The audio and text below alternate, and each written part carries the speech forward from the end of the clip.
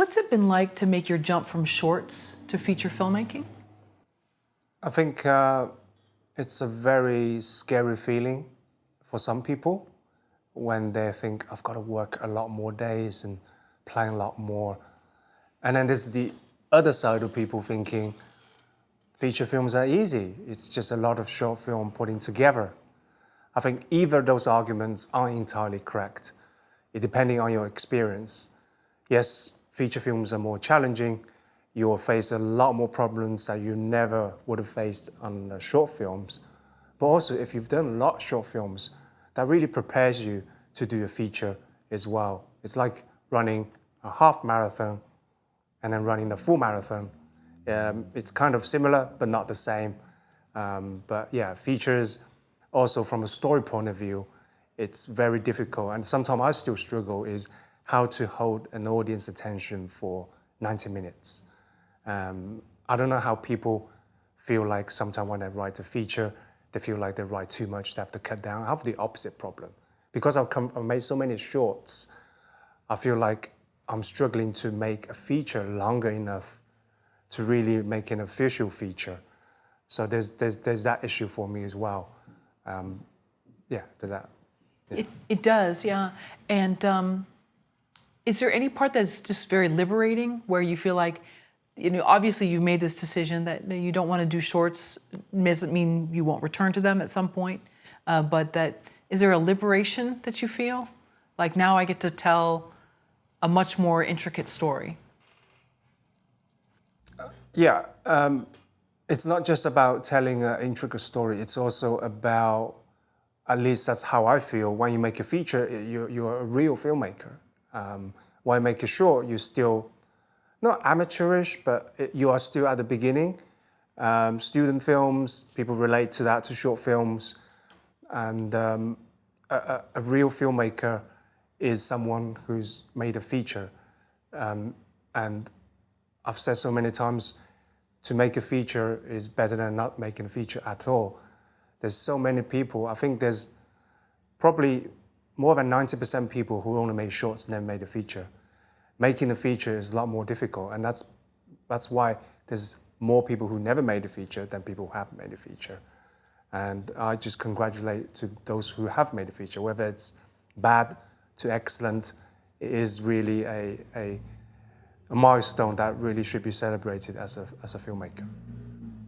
Blake, you've made over 70 short films, and that's an incredible amount.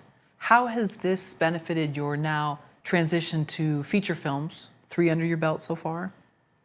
I think benefit is from a lot of different sources. First one is about people skills. I started making the short film with my good friend Louis James, and then we met this producer in the US, back then I was in the UK, called Lucas A. Ferrara. He helped us to fund a lot of short films, and we met a lot of people making those short films.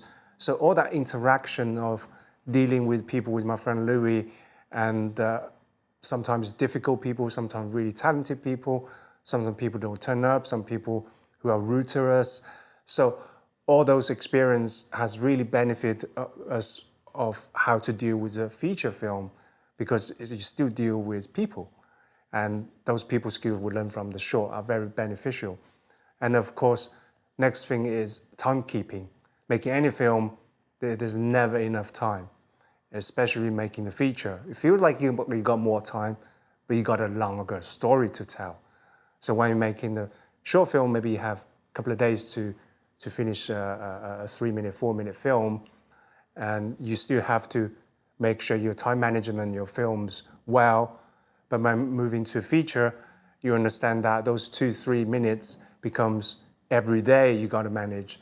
So those time management skills that developed were really important to bring into the feature scenario as well. Blake, I believe you've said that you have to make every film better than your last. How difficult is this? Very difficult. And then it's never been that way. Sometimes I feel like I'm going backwards. As a person in my life, I don't like to going backwards in anything that I do. whether it's career, moving to a different country, going from one place to another, moving out from my parents. I don't like going backwards. And that's why I feel like I always want to make a film better than my last, whether it's features and shorts.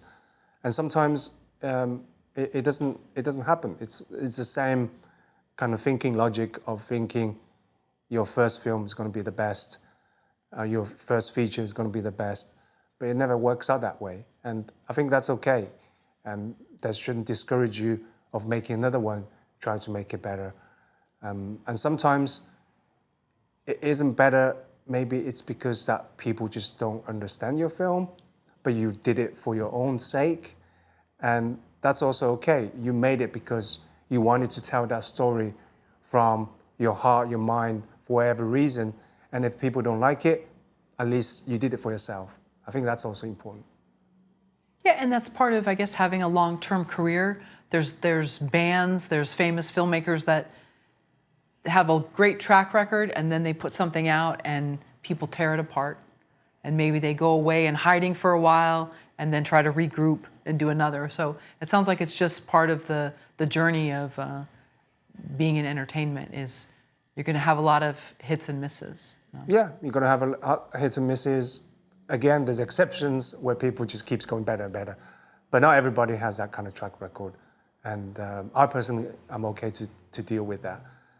Obviously, in the back of my mind, I always hope my next one is going to be better. Because if you think about it, especially with a feature, you take almost a year to make a feature. And during that year, you learn so much. And it would feel like odd that the next year you don't improve. So I hope from year to year I'll get better at storytelling and cinematography and writing, everything, yeah. Right.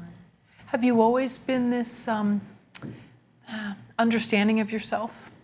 You think that was formed from maybe just being more, I don't know, insular, watching these movies and just kind of knowing, kind of learning who you are? I don't know, I shouldn't assume. Understanding as seeing that I should be better? Or that you're, but that you're okay with the fact that it may not be better and there may be challenges where it won't be received well for whatever reason. At the beginning, I wasn't okay with it won't be received well. So the first few films that I released, and then people said it wasn't great, and that really hurt me. And I didn't expect that, and I definitely wasn't okay with it. I feel like a failure. Like, am I jumping into this industry when I'm really not prepared for? And to this day, I still get negative comments for any work I do. Obviously now as a developed person with all those experiences and scars that I've had and occurred through different bad films, I'm a different person. But at the beginning, yeah, it was really hurtful. But I was able to learn and move forward. Right. You think that's part of it, is being willing to be hurt and then kind of like, brush off if you're getting pushed in the dirt, let's say, and now you're going to get back up, and that's part of this journey. And if you're not okay with it, then maybe you could be excellent as a filmmaker, but if you can't sort of take the punches, then maybe it's not a career. Yeah, if you don't have a thick skin, it's definitely this industry is definitely not for you. But I think it's also important is that you have a supportive group. That's what I had at the beginning, with friends that I really trust, and they really trust you. They see that you are good enough to work with, and I see I'm good enough to work with them. And that close group is super important to really boost your career, because your friends, like my friend Louis James, when I work with him so many films, he knows my weakness. He knows what I'm not good at, but he also knows my strengths. So when a film that comes out that wasn't great, he tells me, yeah, maybe that isn't not great, but you're so good at that. Just don't stop. Next time, just improve this, and you'll continue to be great, because that element of suspense, he thinks that my suspense are great, is really good. You just improve the dialogue or whatever, You need that support group. And I think that's important, because when you're just with yourself, no one supports you, and everybody else tell your film is not great, it's more difficult to really just say to yourself, that's okay, I'm going to move on. Thank you for watching the video all the way to the end. Here is a complimentary question from our book Story Questions.